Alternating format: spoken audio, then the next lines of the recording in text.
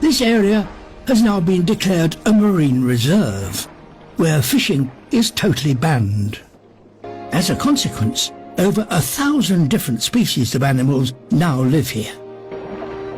Among them, giant sea bass, which elsewhere are critically endangered. The Garibaldi. This male has built his nest in the centre of his territory, and here he cultivates a particular kind of red algae. He carefully prunes it so that the females can lay their eggs on it. Several have already done that. He devotes his time to keeping the eggs free from algae and driving off hungry intruders.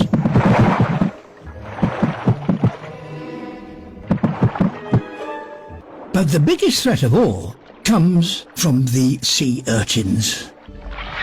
They eat virtually everything in their path. He does all he can to keep the urchins away. His neighbours help, but the reserve is tiny. Outside it, humans have caught most of the fish that once kept down urchin numbers.